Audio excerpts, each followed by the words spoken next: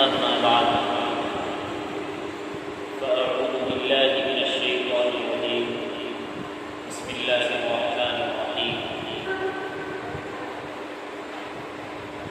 إنك لعلى خلق عظيم قال الله تبارك وتعالى في مقام آخر قل إن كنتم تحبون الله فاتبعوني يحببكم الله ويغفر لكم ذنوبكم والله غفور رحيم. وقال النبي صلى الله عليه وسلم بعثت لأتمم مكارم الأخلاق أو كما قال عليه الصلاة والتسليم. عزیز طلبہ، رسول اللہ صلی اللہ علیہ وسلم نے بحیثیت نبی اپنی امت کو اللہ تعالی کے تمام احکام اور قرآن کریم میں اللہ تعالی نے جن چیزوں کے احکامات مسلمانوں کے اوپر، مومنین کے اوپر فرض فرمائے اور جن چیزوں کا اللہ تعالیٰ نے حکم دیا ہے، اللہ کے رسول نے بحیثیت نبی اس کی تفصیلات اور عملاً کر دکھانے کی اللہ کے نبی صلی اللہ علیہ وسلم نے کوشش بھی کی ہے اور اللہ کے رسول نے کیا بھی ہے. اور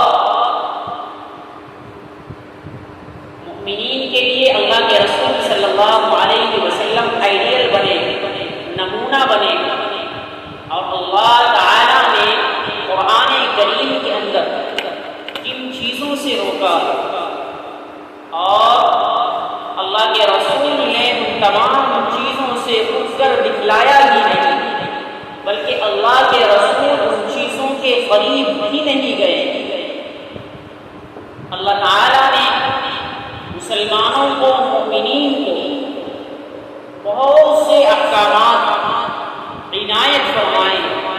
انہی میں سے سب سے بڑا عمل اور ایک اہم عمل ہے حسن اخلاق.